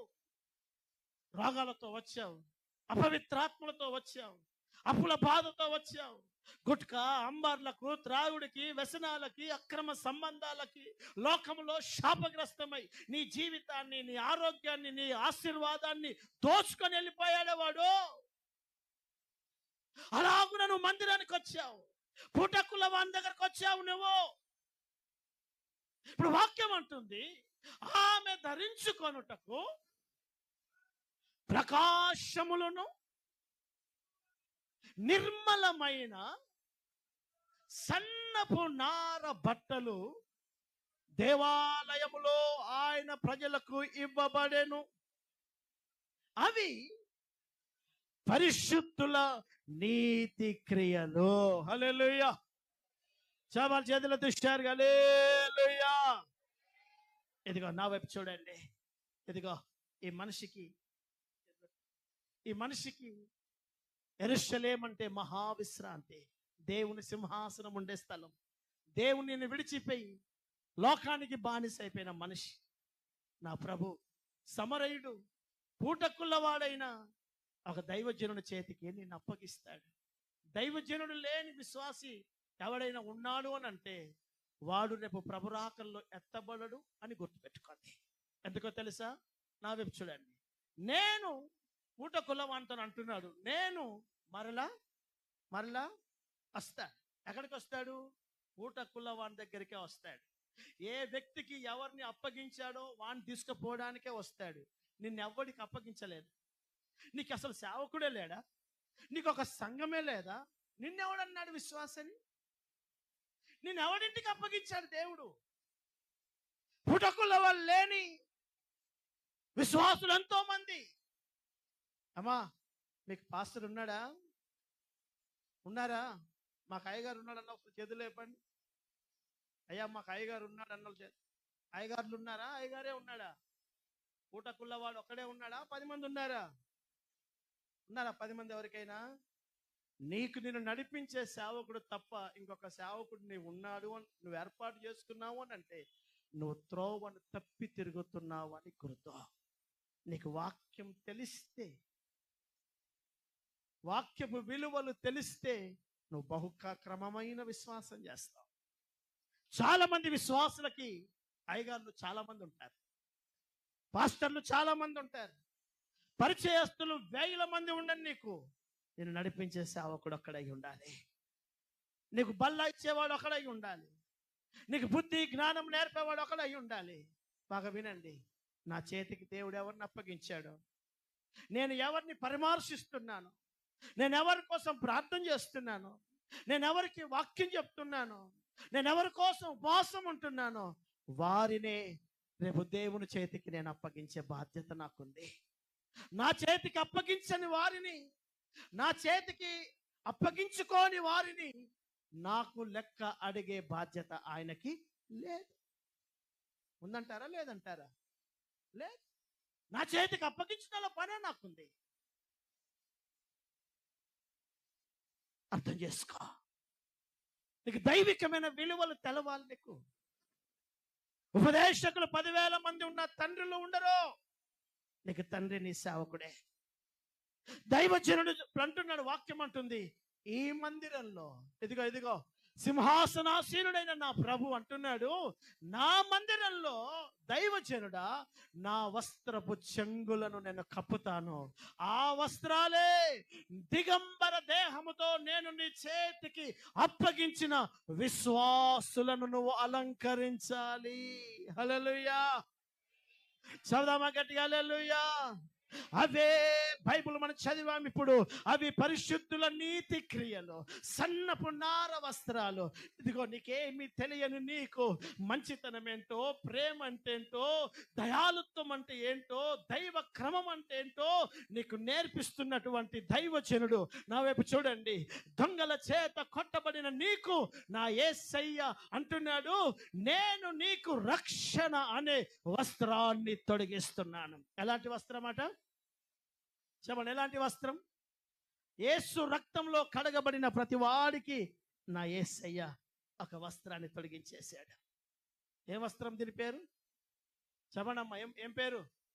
యేసు రక్తంలో కడగబడి, యేసు నామములో బాప్తిస్మం తీసుకొని, పరిశుద్ధమైన జీవితం చేస్తూ, నీ పాపములు ఒప్పుకొని, పసిపిల్లలకు బాప్తిస్మం, చిలకరింపు బాప్తిస్మం, జెండా కింద బాప్తిస్మాలు, అవన్నీ అపవాది పుట్టించిన క్రమాలు. నా యేసయ్య నీతి యావత్తు ఇలాగు జరుగుట నియమించబడిందని ఒక యోహాను చేత సర్వశక్తి కలిగిన దేవుడై ఉండి భూమి మీద మానవ జన్మ ఎత్తిన ప్రతి వాడు బాప్తిస్మం పొందాలని ఒక నీతికరమైన క్రమం నేర్పించడానికి యేసే బాప్తిస్మం తీసుకున్నాడు. హల్లెలూయా. యేసుకు దేవదూతలు బాప్తిస్మం ఇవ్వలేదు, సేవకుడు బాప్తిస్మం ఇచ్చాడు. నువ్వు ఐఏఎస్ అయినా, నువ్వు ఐపీఎస్ అయినా, నువ్వు మేడం అయినా, సారు అయినా, నీకు పిలుపు దర్శనము కలిగిన సేవకుడే బాప్తిస్మం ఇవ్వాలి. హల్లెలూయా. ఆ బాప్తిస్మం పొందినప్పుడు రక్షణ గొర్రెపిల్ల యొక్క రక్తములో, ఇదిగో ఆదాము అవ్వలకు దిగంబరత్వము చేసిన ఆ అపవాది కుయుక్తిలో తన ప్రజల మానాన్ని కప్పడానికి, వారి శరీరాలను కప్పడానికి నా ప్రభు ఇది గొర్రె చర్మముతో వారికి వస్త్రాలను చేసినట్టుగా యేసు రక్తం ఇదిగో నీకొక వస్త్రముగా కప్పేస్తాడు. నువ్వెన్ని సంవత్సరాలు మందిరానికి వెళ్ళినా బాప్తిస్మము, రక్షణ అనేది నీకు లేకపోతే నువ్వు వస్త్రము లేని వాడివే. నా దేవుని వాక్యం అంటుంది, దొంగలు ఆ వ్యక్తి వస్త్రాలు దోచుకున్నారు. ఇప్పుడు పూటకుల వాడితో దేవుడు అంటాడు, నేను నీ ఇల్లు అనబడుతున్న నా మందిరములో నేను సింహాసనాసీనుడైతాను. నా వస్త్రపు చెంగులు మందిరములో కప్పుతాయి. ఆ వస్త్రపు చెంగులతో నేను నీ చేతికి అప్పగించిన దిగంబరులైనటువంటి ఆ ప్రజల జీవితాలను నీ వస్త్రముతో అలంకరించాలి. హల్లెలూయా. మీకు బాప్తిస్మము దైవజనుడు ఇచ్చి ఇదిగో యేసు రక్తం అనే వస్త్రాన్ని మీకు కప్పాలి. ఉందా వస్త్రం? వస్త్రం ఉందా? యేసు రక్తంలో కడగబడ్డ ప్రతి వారి మీద ఏమున్నట్టు చెప్పండి? ఏమున్నట్టు చెప్పండి. ఆ పేరు ఏంటి? ఆ పేరు పట్టు వస్త్రమా? ఏ వస్త్రం? రక్షణ వస్త్రం. నా వైపు చూడండి జాగ్రత్తగా. రక్షణ అనే వస్త్రాన్ని కప్పాడు. కారణం, సమరయుడు చెప్పాడు, ఇతని దిగంబరత్వాన్ని తీసేయాలి, నువ్వు ఇతన్ని పరామర్శించాలి. దేవాలయంలో నేను ఆసీనుడై ఉంటాను, పరలోకంలో మందిరంలో వస్త్రపు చెంగులు పడతాయి. వస్త్రపు చెంగును ముట్టగానే 12 సంవత్సరాలు రోగంతో ఉన్న ఆవిడకు స్వస్థత దొరకలేదా? ఆ వస్త్రములో స్వస్థత ఉంది. యేసయ్య వస్త్రం ఎప్పుడైతే దేవుని మందిరాన్ని కమ్ముతాదో ఆ వస్త్రపు తాకిడిలో ప్రజలకు స్వస్థత, ప్రజలకు విడుదల. దేవుని మందిరంలో రాజకీయాలు, దేవుని మందిరంలో గొడవలు, అల్లర్లు, చిట్టి పాటలు, దేవుని మందిరంలో నా దేవుని బిడ్డలారా గ్రామంలో జరిగే పంచాయతీలు పెట్టుకునే స్థలం కాదు ఇది. అర్థమైంది మీకు? గ్రామాల్లో చాలా మందిరంలో పంచాయతీలు జరుగుతాయి. పంచాయతీలో బీడీ పట్టేవాడు ఉంటాడు, తాగేవాడు ఉంటాడు, పచ్చి బూతులు తిట్టుకునే వాళ్ళు ఉంటాడు. అటు పక్కన కొంతమంది, ఇటు పక్కన కొంతమంది. భార్య భర్తల సమస్య అయితే బూతులతో, గొడవలతో పంచాయతీ అంతా. దేవుని మందిరమును ఒక కమ్యూనిటీ హాలుగా మార్చి దేవుని మందిరాన్ని అపవిత్రం చేశాడు. అందుకే చాలా మందిరాలలో వస్త్రపు చెంగులు లేవు. హల్లెలూయా. అక్కడ ప్రజలు అలంకరించబడడం లేదు. ఎలా మురికిగా వెళ్ళారో అలాగే ఉన్నారు. వాని మురికి పోగొట్టుకునే అనుభవాలే లేవు. మందిరానికి వచ్చిన తర్వాత మురికి పావి వస్త్రం కట్టబడాలా వద్దా? చెప్పండి, వద్దా? కట్టబడాలా లేదా? ఇదిగో వస్త్రముతో దైవజనుడు అంటున్నాడు, సేవకుడా, నేను నీకు వస్త్రపు చెంగులు పడతాయి. ఆ వస్త్రపు చెంగులే రక్షణ వస్త్రం. నా రక్తాన్ని ఆ బాప్తిస్మపు తొట్టిలో నేను విడుదల చేస్తాను. నీవు వారి పాపములు ఒప్పుకున్నట్టు నువ్వు బోధించు, వారికి హెచ్చరించు, వారిని నువ్వు బాప్తిస్మం ఇవ్వు. నా వస్త్రపు చెంగును వారి మీద కప్పుతాను. ఇది వస్త్రం. బైబిల్ అంటుంది, దేవుని బిడ్డలారా, యోబు పుస్తకం, యోబు గ్రంథం, యోబు పుస్తకము 29వ అధ్యాయం, యోబు గ్రంథం 29, 14వ వాక్యం. త్వరగా చదవండి. తీసిన వారు త్వరగా చదవండి. నేను నీతిని వస్త్రముగా ధరించుకొని ఉంటిని కనుక అది నన్ను ధరించెను. హల్లెలూయా. ఇదిగో నా వైపు చూడండి. ఇక్కడికి వచ్చి రక్షించబడిన నీవు, యేసు నామములో బాప్తిస్మం తీసుకున్న నీవు, ఇప్పుడు దేవుడు అంటున్నాడు, మళ్ళీ చెప్తున్నాను, అతని వస్త్రములు, దొంగల చేత కట్టబడిన వాడు వస్త్రములు పోగొట్టుకున్నాడు. ఒక వస్త్రమే కాదు, చాలా వస్త్రాలు వాడు దోచుకున్నాడు. అందులో రెండవ వస్త్రం బైబిల్ అంటుంది, నీతి అనే వస్త్రాన్ని దేవుడు కప్పుతాడట. నీతి, నీతిగా బ్రతకడం, నీతిగా సేవ చేయడం. దేవుని వాక్యం అంటుంది, కీర్తనకారుడు అంటాడు, నీ సేవకులు నీతిని ధరించుకున్నవారు కనుక నీతిని వస్త్రముగా ధరించుకుంటారు. ఒక దైవజనుడు తన సేవలో నిజాయితీ ఉండాలి, మాటలో నిజాయితీ. ఒక మాట చెప్పమంటారా, నిజాయితీగా బ్రతికేవాడికి కాస్త పౌరుషం ఎక్కువే ఉంటుంది. ఉంటుందా ఉండదా? ఉంటుందా ఉండదా? దిగజారి బతాడా? బ్రతకడో. నీతిగా బతికిన వాడు, ఏయ్ తప్పు చేసావా అని అంటే, లేదు లేదు లేదు అన్నాడు. లేదో, ఎవడు చూసాడు? పిలుచుకురాపో, నేను చేసిన తప్పు చూపి. ఏం మాట్లాడుతున్నా? చేయలేదు. మాట కడకుంటుంది, నలిగినట్టుగా, సనిగినట్టుగా, తల వంచుకున్నట్టు ఉండదు. నీతి. హల్లెలూయా. చదవం గట్టిగా, హల్లెలూయా. నీతి, నీతి అనే వస్త్రాన్ని కప్పాడు. మీ బీరువాలో ఎన్ని జతల బట్టలు ఉన్నాయి? మీ ఆత్మీయ దేహానికి ఎన్ని జతల బట్టలు ఉన్నాయో ఒకసారి చూసుకోండి. ఒకటే ఉందా? కొంతమందికి ఒకే జత. ఏంది అమ్మా? ఒకే జత. దండం మీద ఆరేయాలి, టవలు కట్టుకొని వరండాలో అటు ఇటు తిరగాలి. ఆరేదాకా మళ్ళీ వేసుకునే అవకాశం లేదు. అరే రా, బయటికి పోవాలి అంటే ఆగు, ఆరాలి. రక్షించబడ్డారు, బాప్తిస్మం పొందారు, రక్షణ అనే వస్త్రం మాత్రమే ఉంది. నీతి లేదు, నీతి వస్త్రము లేదు. రక్షించబడి 10 ఏళ్ళైంది. సేవలో నిజాయితీ, జీవితంలో నిజాయితీ, దేవుని సముఖంలో నిజాయితీ.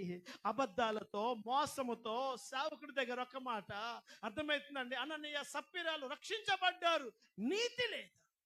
దైవజనుడి దగ్గర అబద్ధం, కానుకలో అబద్ధం, మాటలో మోసం. ఎడిపోయావు అమ్మా? ఎడిపోయావు? నేను ఎడిపోలేదయ్యా, నేను ఎడిపోలేదు. గెహాజీ ఎడిపోయావు? నేను ఎడిపోయానయ్యా, ఈయన్నే ఉన్నాను, ఈయన్నే ఉన్నా. అవునా? ఈయనే ఉన్నావా? గెహాజీతో దైవజనుడు అంటాడు, నీవు ఆ మనిషి రథం వెనక వెళ్తున్నప్పుడు నా మనస్సు నీతో రాలేదా? నా వైపు చూడండి. నేను నడిపిస్తున్న నీ దైవజనుని విడిచిపెట్టి నువ్వు తిరుగుతున్నప్పుడు, ఎక్కడికెక్కడో తిరుగుతున్నప్పుడు, ఒక దైవజనుని మనస్సు నీతో లేదా? నీతో లేదా? మన మందిరానికి వస్తారు పిల్లలు, వారు లైవ్లో వీడియో కాల్లో పాల్గొంటారు. మన పిల్లలందరూ 5 సంవత్సరాలు అయిపోయినా ఆరాధనలో మనతోనే పాల్గొంటారు దూరంలో. ఒకరోజు వాళ్ళొక మందిరానికి వెళ్ళారు. వాళ్ళ మందిరానికి వెళ్ళిన సంగతి మరి మాకెట్లా తెలుసు? ప్రార్థన చేస్తున్నాం. దేవుడు అంటున్నాడు, నీ బిడ్డలు నిన్ను విడిచిపెట్టి వెళ్ళిపోయారు. అవునా? అలాంటి వారు కాదే వాళ్ళు. ఫోన్ చేయి. పులిపిరితో నిలబడి చెప్తున్నాను, అమ్మా అక్కడ ఉన్నావు, నేను వేరే మందిరానికి వచ్చాను. ఇది కదా ప్రభు యొక్క కమ్యూనికేషన్. తప్పైందనుకో, వేరే ఆరాధనలకు వెళ్ళడం తప్పు అని చెప్పాలి. అనేక సభలు పెడతారు, మంచి మంచి దైవజనులు వస్తారు, వెళ్ళండి. ఆదివారం ఆరాధనలో నీ మందిరంలో పాల్గొనండి. ఆదివారం ఆరాధనలో నీ మందిరంలో పాల్గొను. నీ నడిపిస్తున్న సేవకుడి ఆధీనతలో ఉండు. కారణం రేపు నిలబెట్టాల్సిందే ఆయనే. పూటకులవ నిన్ను నా చేతికి అప్పగించినప్పుడు దేవుడు మరొక్క వాణ్ణి దగ్గర నీ లెక్క అడగడు. నువ్వు నా చేతిలో నుంచి వెళ్ళిపోతే అది నీ తప్పే తప్ప నా తప్పెందుకైతే? నీతి అనే వస్త్రాన్ని నీకు దైవజనుడు కట్టడం ప్రారంభిస్తున్నాడు. బ్రదర్, నీతిగా ఉండండి. సిస్టర్, నీతిగా ఉండు. నీ మాటలో నిజాయితీ ఉండు.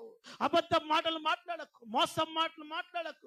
దేవుని నమ్మిన ప్రజలముగా మనం నిజాయితీగా బ్రతకాలని నీకు నేర్పి నేర్పి నేర్పి పసిపిల్లవాడికి వస్త్రాలు కడుతున్నట్టుగా దేవుని సేవకుడు దేవుడు సింహాసనం నుంచి విడుదలవుతున్న ఆ వస్త్రపు చెంగులలో నీతి అనే వస్త్రాన్ని నీకు ధరింపజేయడం ప్రారంభిస్తాడు. హల్లెలూయా. చదమ గట్టిగా హల్లెలూయా, హల్లెలూయా. మొదటి పేతురు పుస్తకం 5వ అధ్యాయం. నేను ముగిస్తున్నాను, ఒక 5 నిమిషాలు. పేతురు రాసిన మొదటి పుస్తకం 5వ అధ్యాయం 5వ వాక్యం. పిల్లలారా, మీరు పెద్దలకు లోబడి ఉండండి. మీరందరూ ఎదుటి వారి ఎడల ఏందట?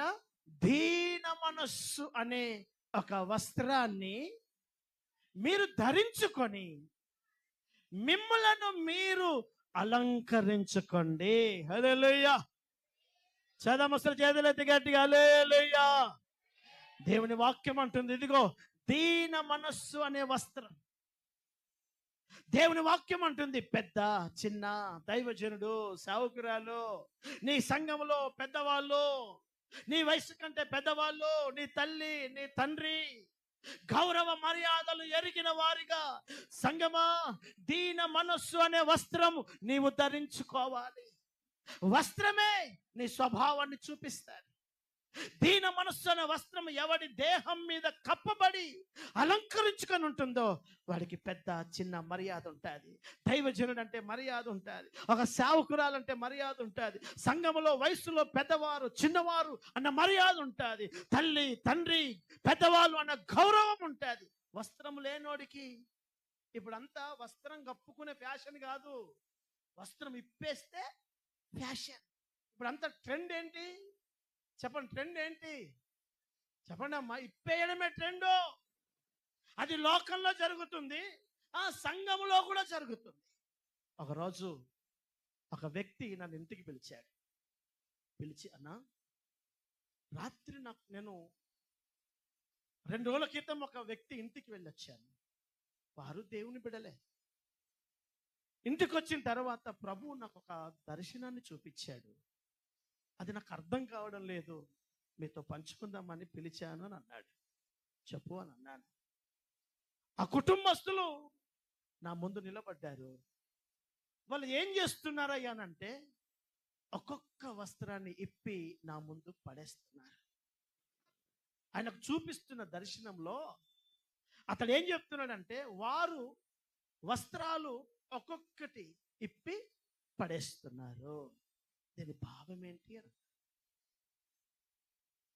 వస్త్రములు అనంటే నీతి క్రియలు. దేవుడు తన బిడ్డలకు నేర్పిస్తున్న దైవికమైన అనుభవాలు. క్రమక్రమంగా నీతిని తప్పిపోయారు, క్రమక్రమంగా రక్షణను పాడు చేసుకున్నారు, క్రమంగా పరిశుద్ధతను పోగొట్టుకున్నారు. బాగా వినండి, క్రమంగా లోబడడం పోగొట్టుకున్నారు. ఇదిగో దీన మనస్తన వస్త్రం కప్పుకున్నాం. ఇప్పుడు వస్త్రం ఇప్పేశాం, ఇక లోబడడం ఉంటుందా? మర్యాద ఉంటుందా? పెద్ద చిన్న సేవకుడు అయితే వాడేంది అని చెప్తే పోవాలా? అని చెప్తే వినాలా? రమ్మంటే రావాలా? ఏంది ఆయన పెద్దదా? దేవుడు నా కుండల్లో ఉన్నాడు, ఆయన ఏం చెప్పేది? జ్ఞానం లేనివాడా? సమరయుడే సర్వం చేయగలిగితే పూటక్కుల వాని చేతికి నిన్నెందుకు అప్పగిస్తాడు? ఆయనే సర్వస్తము చేయగలిగిన వాడైతే నేను వస్తాను, వచ్చేంత వరకు నువ్వు ఇతన్ని పరామర్శించే పనంతా ఆయన చేయగలిగితే ఈయనెందుకు పరామర్శించాలి? నీ పరామర్శతోనే బ్రతుకుంది అని ఆయనకు బాగా తెలుసు. అందుకనే దేవుడు అంటున్నాడు, సేవకుడా నువ్వు సంఘాన్ని పరామర్శించాలి. బాగా వినండి, దైవజనుడి విలువ తెలియదు చాలా మందికి. విశ్వాసి విశ్వాసి విశ్వాసి అనుకొని ఉదయం లేచిన నాట నుండి చచ్చేంత వరకు కలవరించే పేరు ఏదైనా ఉంది అని అంటే విశ్వాసే. 24 గంటలు విశ్వాసుల కోసం ఆలోచించి తన ఆరోగ్యాన్ని పోగొట్టుకునేవాడు సేవకుడు. తన భార్య, తన పిల్లల, తన కుటుంబాన్ని దూరం పెట్టి వాళ్ళ మంచి వాళ్ళ చెడు పట్టించుకోకుండా తన కన్న పిల్లలతో సంతోషంగా గడపడానికి కూడా ఆలోచించకుండా విశ్వాసుల యొక్క సమస్యలు, విశ్వాసుల యొక్క అనారోగ్యాలు, విశ్వాసుల కుటుంబంలోని అసమాధానాలన్నీ తన గుండెల్లో పెట్టుకొని నువ్వు నిద్రపోతూ ఉంటే రాత్రి మెలకువతో ఉండి ప్రార్థన చేసేవాడే సేవకుడు. నీకేం తెలుసు? నీకు దైవికమైన విలువలు నీకు తెలిస్తే సేవకుని గురించి ఒక్క పల్లెత్తు మాట మాట్లాడడానికి చాలా ఆలోచిస్తావు. కనమిట తెలుసా? నీకు ఆ విలువ తెలుసు కనుక. తెలియకనే వస్త్రాలు ఎవడో ఎత్తుకోపోయాడు, వస్త్రాలు పూటకుల వాడు కట్టాలి. జీతం ఆయన ఎప్పుడో వచ్చిస్తాడు, పని ఇప్పుడు చెయ్యాలి.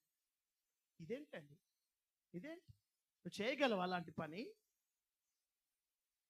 నీకోసం ఇక్కడ రాత్రి పగలు సేవ చేసి పని చేస్తే ఆయన ఎప్పుడో వస్తాడట. నేను చచ్చిపోయి పరలోకంలో నిలబడిన తర్వాత నా మీద కిరీటం పెడతాడట. అప్పటిదాకా ఎదురు చూడాలి. ఇది కదా దైవజనుడి జీవితం. ఎవరు ఏమన్నా మౌనంగా ఉండాలి, ఎవరు కృతజ్ఞత హీనులైనా వెళ్ళాలి. మీరు బాగా వినండి, మందిరానికి మందిరాన్ని విడిచి వెళ్ళిపోయిన వారి దగ్గరికి దైవజనుడే తగ్గించుకొని వెళితే తప్ప వాళ్ళు రారు. వస్తారా? ఒకవేళ సేవకుడు వాళ్ళే తెలుసుకుని వస్తారు అని అనుకుంటే వాళ్ళు ఏమంటారు తెలుసా? అవును, నేను మానేశాను. అయ్యగారు ఏం చేయాలి? అమ్మగారు ఏం చేయాలి? రావాలి. అవునా? ఏ పుస్తకంలో ఉందయ్యా? అసలు నాకు చూపించు, నీ పుస్తకం చూపించు. రావాలి. వాళ్ళకు నా మీద బరువు భారం ఉంటే అత్తుండే అనుకునేవారు ఎందరో. నీ బతుకు ఆయన చేతిలో ఉందని నీకు అర్థం కాకపోయినా సమరయుడు అని చెప్పబడుతున్నాయి. ఏసే నిన్ను తీసుకొని వచ్చి సేవకుని చేతిలో పెట్టాడు. నువ్వు నమ్మినా నమ్మకపోయినా ఆయన నమ్ముతాడా? హల్లెలూయా. చదమ గట్టిగా హల్లెలూయా, హల్లెలూయా. శబ్దం చేతులు దుష్యారు. హల్లెలూయా. హాలిడే వచ్చిందంటే భార్య పిల్లలతో ఎక్కడికో వెళ్ళాలన్న ఆలోచన ప్రతి వారికి ఉంటుంది. ఆయన మనిషే కదా, ఆయనే మనిషే కదా. ఆయన కూడా భూమి మీద ఒక నరుడే కదా. ఆ దైవజనుడు తన భార్య తన పిల్లలతో ఎక్కడికైనా, మీరు నమ్మండి, నేను రికార్డ్ అవుతుంది వాక్యం, చాలా పర్యాలు ఎక్కడికైనా వెళ్ళిపోయి ప్రశాంతంగా ఒక వారం ఉండొద్దామా అని అనిపిస్తాయి. ఎక్కడికైనా వెళ్ళిపోదాం అనిపిస్తాయి. ఎక్కడికైనా వెళ్ళిపోయి ఫోన్ స్విచ్ ఆఫ్ చేసి 4-5 రోజులు ఎక్కడ ఉండొద్దామా అని అనిపిస్తుంది. ఎక్కడికి వెళ్దాం ఎక్కడికి వెళ్దాం ఎక్కడికి వెళ్దాం అని అనిపిస్తుంది. ఎక్కడికి జాగ దొరకదు. ఎక్కడికి వెళ్తాం? ఈయనే ఉంటాం. ఎక్కడికి వెళ్తాం? అలాంటి విశ్వాసింటికి పోదామా? ఎందుకు? వాళ్ళకి మనం బరువు అయిపోతాం. అక్కడికి వెళ్దామా? ఎందుకు? వాళ్ళ సమస్య వాళ్ళకి. ఎక్కడికి వెళ్దాం? ఎక్కడికి వద్దు, ఈయనే ఉంటాం. హల్లెలూయా. ఇది దైవజనుల జీవితం. ఒత్తిడి ప్రపంచంలో ఎవరికైనా ఉంది అని అంటే ఆ సేవకుడికి మానసిక ఒత్తిడి భయంకరంగా ఉంటుంది. మీరు నమ్మండి, నమ్మండి, ఏ 2-3 గంటలు ప్రశాంతంగా నిద్రపోతాడో, అలసిపోయి నిద్రపోవడమే తప్ప ప్రశాంతంగా ఏముండదు, ఏముండదు. నేను అంటున్నాను, దేవుని బిడ్డారా, నీ కన్న బిడ్డల కొరకు నువ్వు కష్టపడడంలో న్యాయం ఉంది. నువ్వు ఒక తండ్రివి గనుక, వాడు పెరిగి పెద్దవాడై ముసలితనంలో నీకు ఇంత అన్నం పెడతాడు గనుక, నువ్వు కని పెంచావు గనుక, ఒక తల్లిగా నీ పిల్లలను పోషించడం క్రమం, నీ ఆస్తి ఇవ్వడం క్రమం. నువ్వు చేత కాకపోతే పడకలో ఉంటే అన్నం పెడతాడు. మరి మేము దైవజనుడిగా మీ కొరకు కష్టపడడానికి ఏం నమ్ముతాం? రేపు చేత కాకపోతే ఎవడన్నం పెడతాడని గ్యారెంటీ ఉంది? ఎవరు పక్కలో నిలుస్తారని గ్యారెంటీ ఉంది? ఎవరు కష్టంలో నిలబడతారని గ్యారెంటీ ఉంది? ఒకరోజు నేను బల్లార్ష ఆరాధనకి వెళ్తున్నాను, ఆలోచించుకుంటూ మన ట్రైన్లో కూర్చున్నాను. నా పక్కన ఒక బ్రదర్ పాట పెట్టుకుంటున్నాడు, వింటున్నాడు. జగమంత కుటుంబం నాది, ఏకాకి జీవితం నాది. ఆ పాట అయిపోయిన తర్వాత బ్రదర్కి మళ్ళీ పెట్టుకున్నాను. అది నేనే అనిపించింది. అది అది సేవకుడే. మీటింగ్ పెడితే 100 మంది, అయ్యా వెళ్ళొస్తా వెళ్ళొస్తా వెళ్ళొస్తా, అందరు వెళ్ళిపోతారు. మళ్ళా ఒంటరి, వారమంతా ఒంటరి. విశ్వాసులు వస్తారు వస్తారు వస్తారని పండక్కొచ్చే ప్రజలు పలహారాలు తీసుకొని వస్తారని పిల్లలు ఎదురు చూసినట్టుగా తన కన్న విశ్వాసులను చూసి కడుపు నిండా అన్నం తినేవాడే సేవకుడు. అది దైవజనుడి బతుకు. విశ్వాసులందరూ సంతోషంగా ఉంటే కడుపార తినే జీవితం సేవకుడిది. అందరు వెళ్ళిపోతారు. సంఘంలో 100 మంది. రాత్రి కడుపు నొప్పి వస్తే ఎవరికి చెప్పాలో తెలియదు, ఎవరిని రమ్మనాలో తెలియదు. సంఘం పెద్దది, ప్రజలు 100 మంది. ఒంటరితనం దైవజనుడు ప్రతిరోజు అనుభవించాలి, ప్రతిరోజు అనుభవించాలి. విశ్వాస బిడ్డారా, ఒక దైవజనుడి భారం ఎలా ఉంటుందో నీకు చూస్తే అర్థం కాదు, అది చేస్తున్నోడికి తెలుస్తుంది. ఒక నీతి కలిగిన సేవ చేసే సేవకుడు ప్రతిరోజు వేదన పడతాడు. ఈ విశ్వాసిని నేను రోగం బాగు చేస్తే ఈ విశ్వాసి రేపు నా దగ్గర ఉంటాడో లేదో తెలియదు. మీకు తెలియదా? మనం ప్రార్థించినప్పుడు బాగుపడ్డ వాళ్ళు అందరూ ఉంటే ఇలాంటి ఇంకొక మందిరాన్ని నేను కట్టాల్సి వస్తుంది. ఎంతో మంది బాగుపడ్డారు, అందరు వెళ్ళిపోయారు, అందరు విడిచిపెట్టి వెళ్ళిపోయారు. విడిచిపెట్టి వెళ్ళిపోతాడని తెలిసినా కూడా ఉపవాసం ఉండి ప్రార్థన చేసి స్వస్థత ప్రకటించేవాడు కదా సేవకుడు. రేపు నీ కొడుకు తాగి తిరిగి విచ్చలవిడిగా తిరిగి నీకు అన్నం పెట్టడు అని తెలిస్తే నువ్వు రాయగలవా ఆస్తిని? అమ్మో నమ్మటట్లేదు వీడు, ఎంతైనా మంచిదే, 2 ఎకరాలు నా పేరు మీద పెట్టుకోవడమే మంచిది అని జ్ఞానంగా ఉంటావు కదా. దైవజనుడు వచ్చిన ప్రతి వాడి కొరకు కన్నీళ్లు కార్చి, వచ్చిన ప్రతి రోగు కొరకు స్వస్థత కొరకు ప్రార్థన చేసి, నువ్వు నిద్రపోయినా విశ్వాసుల యొక్క బలహీనత ఏంటో తెలుసండి. వారు ఆరోగ్యం పాడై హాస్పిటల్లో ఉంటే అత్త మామ బావమరిది మేనకోడలు బంధువులు రక్త సంబంధులు ఎవరు రాకపోయినా ఫీల్ కాడు. అయ్యగారు ఆచార్య కాకపోతే చాలా కష్టం, చాలా కష్టం. అవునంటారా కాదా? అవునంటారా కాదా? అయ్యగారు మీకు రెండో రింగుకి కనుక లేపకపోతే చాలా కోపం వస్తుంది. అనారోగ్యంతో ఉన్నాను, అమ్మకు ఆరోగ్యం బాగాలేదు, నాకు ఇంత ఇబ్బంది అవుతుంది, ఏం ఫోన్ చేసినా లేపడు. ఒకసారి 2000 ఓపీ కట్టే ఒక డాక్టర్కి నువ్వు రాత్రి 12 గంటలకు ఫోన్ చేసి చూడు, లేపుతాడేమో. కానీ ఎన్ని రాత్రులు నీ ఫోన్ లేపి ప్రార్థన చేసేది సేవకుడు కాదా? ఒకసారి ఫోన్ చెయ్యి లేపకపోతేనే మనసంత కష్టమై ఉదయం ఒకవేళ చూసుకొని, బ్రదర్ రాత్రి ఫోన్ చేసినట్టున్నావు. చేశాను చేశాను నాన్న, ఏదైనా ప్రాబ్లమా? చూసుకోలేదు. ఏం ప్రాబ్లం అంటారు? ఏందయ్యా, చాలా ఇబ్బంది ఉండే, మీరు ఫోన్ లెఫ్ట్ చేయలేరు. ఏం చేస్తాం? పోయినాం. పెద్ద పెద్ద పాపమైందో, ఎంత పెద్ద నష్టమైందో. నేను 2 సార్లు ఫోన్ స్విచ్ ఆఫ్ చేశాను. 2 సార్లు మన విశ్వాసం చచ్చిపోయాడు. నా ఫోన్ స్విచ్ ఆఫ్ ఉన్నప్పుడు కుట్టి బ్రదర్ చనిపోయాడు. ఆన్ చేసేసరికి 10-20 మిస్ కాల్స్ ఉన్నాయి. కానీ చాలాసార్లు అనిపిస్తే కొంచెం స్విచ్ ఆఫ్ పెడదాం. ఎందుకో తెలుసా? నా ముందు ప్రజలు తక్కువ, నా ఫోన్లో ప్రార్థనలు ఎక్కువ ఉంటాయి. ఎవరైనా చూస్తే నాకు 1000 మంది విశ్వాసం అన్నట్టే ఉంటాయి. అన్ని ప్రార్థనలు ఉంటాయి నాకు. నా దగ్గరికి రానివాడు మీ బంధువులు చేస్తారు, మీ చుట్టాలు చేస్తారు. ఫోన్ దైవజనుడి విలువ దయచేసి అర్థం చేసుకోండి. పూటకున్న వాడిని దేవుడే నమ్మాడండి. ఇదిగో బాగా మీరు ముగిస్తున్నాను.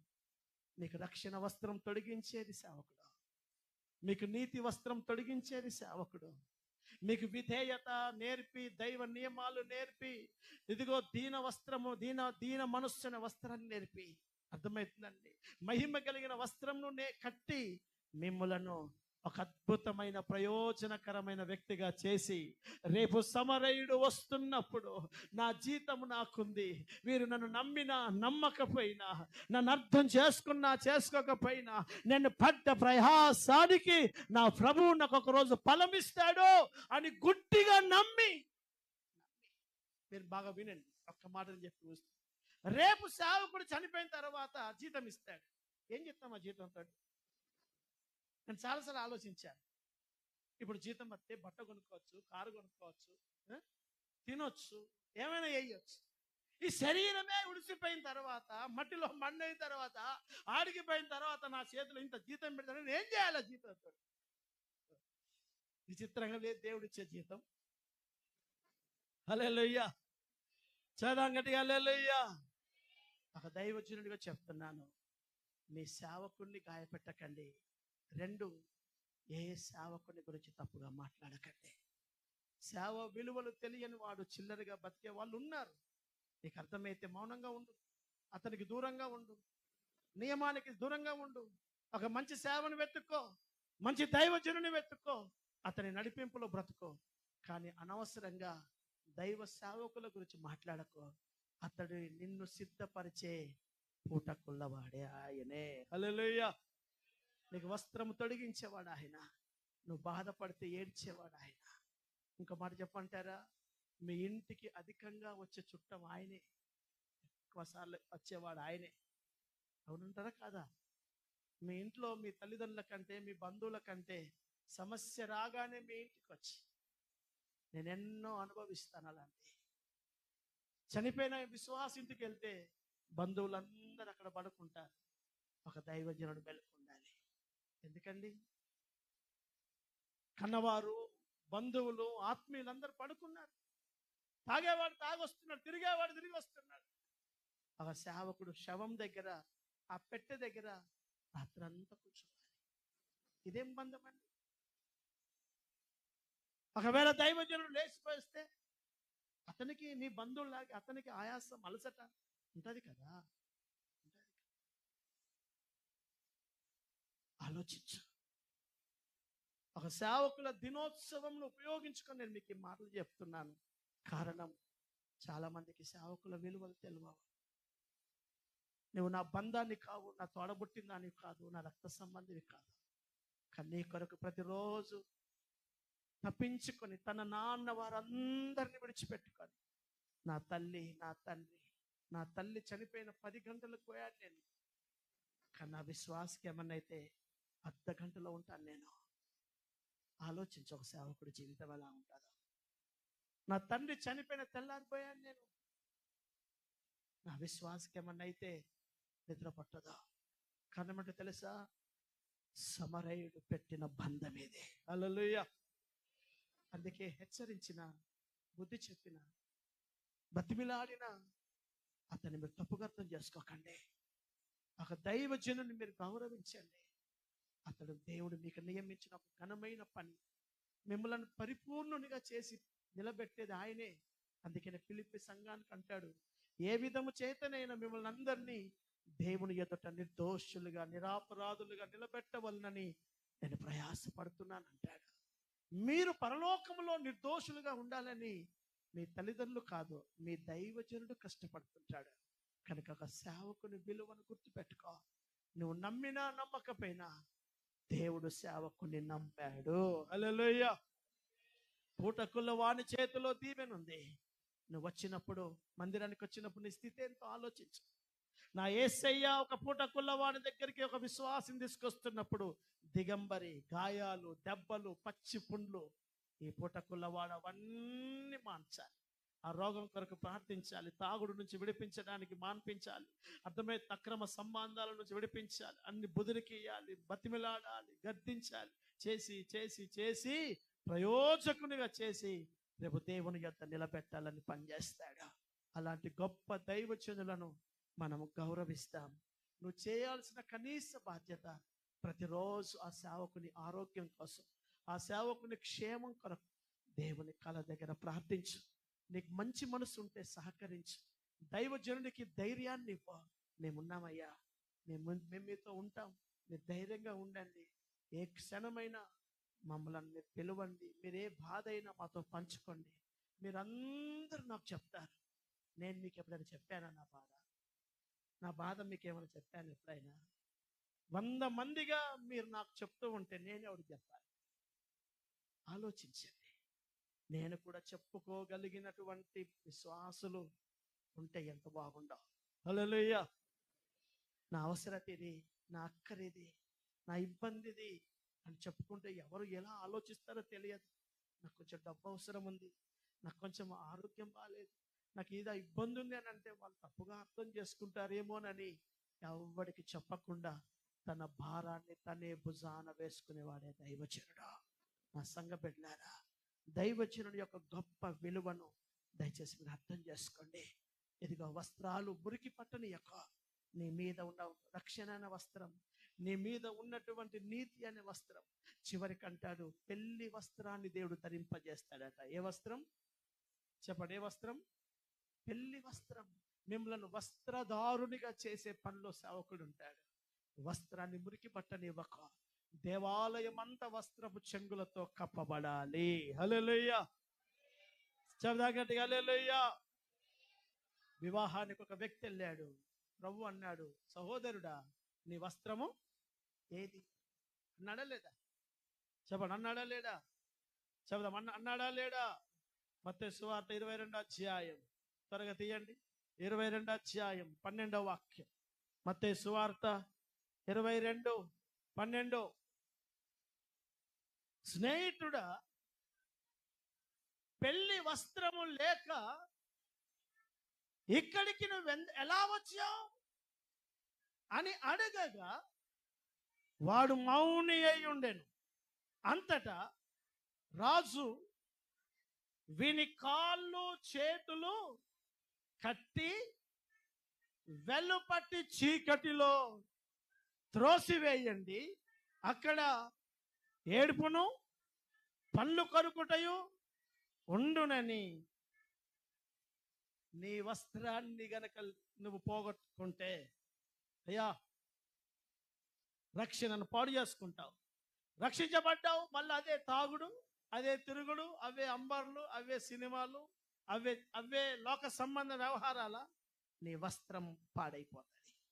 అందుకనే ఇస్సాకు ఏశావును ఆశీర్వదించడానికి వచ్చినటువంటి యాకోబు వస్త్రపు వాసన చూసి, నా కుమారుని వస్త్రపు వాసన యెహోవా దీవించిన చేను వలె ఉంది అని అన్నాడు. నీ రక్షణను ఆయన చూసినప్పుడు మురికి రావద్దు, నీ నీతి వస్త్రం మురికి రావద్దు. నీ దీన మనస్సు అనే వస్త్రాన్ని మురికి రావద్దు. నీ వస్త్రమును ఫ్రెష్గా ఉంచుకో. రక్షించబడ్డప్పుడు బాగున్నావు, మళ్ళీ పాడు చేసుకున్నావు, మళ్ళీ గదే తిరుగుడు. రక్షించబడ్డ దినం బాగా జ్ఞాపకం ఉంది, రక్షణ పొందిన అనుభవం మర్చిపోయావు. మళ్ళీ గదే ప్రేమ వ్యవహారంలో పడ్డావు, మళ్ళీ గదే వ్యామోహాల్లో పడ్డావు. రక్షణ వస్త్రాన్ని మురికి చేసుకున్నావు. మురికైన తర్వాత పడిపోతుంది. రేపు దేవుని దగ్గర నిలబడ్డప్పుడు, సహోదరుడా నీ వస్త్రము ఏది? అయ్యా లేదు. వస్త్రము లేదా? నేను నీకు ఇచ్చాను కదా రక్షణ అనే వస్త్రం, నీతి అనే వస్త్రం, దీన మనస్సు అనే వస్త్రం, మహిమ కలిగిన వస్త్రం, ఉల్లాస వస్త్రాలు, పెళ్లి వస్త్రాలు నీకు కట్టాను కదా. ఏమయ్యాయి? పోగొట్టుకున్నాను. దొంగ దోచుకొని పోయాడు. అయితే కుదరదు నాయన. వస్త్రం లేకుండా నా రాజ్యంలో ఉండడం కుదరదు. వస్త్రం లేక ఉన్న వీడిని కాళ్ళు చేతులు కట్టి వెల్లుపటి చీకట్లో పడేయండి. ఇదే రేపు క్రైస్తవుని యొక్క నిత్య నాశనానికి గుర్తు. హల్లెలూయా. నేను చెప్పాను ఇంతకు ముందు, ఆరని అగ్నిగుండంలో వెళ్ళేవారు వేరు, వెల్లపటి చీకట్లోకి వెళ్ళేవారు వేరని.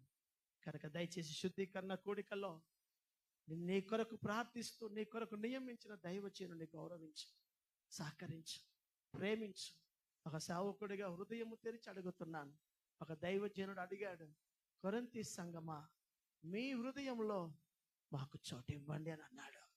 నేను మిమ్మల్ని ఆస్తులను అడగటం లేదు, మీ మనసులో మా గురించి కాస్త చోటించుకోండి, మా గురించి ఆలోచించండి, అంతే. ఇదే మా కోసం మీరు చేయాల్సిన పని. దేవుడు మనల్ని నడిపించునుగాక. దయచేసి మోకరిస్తాం.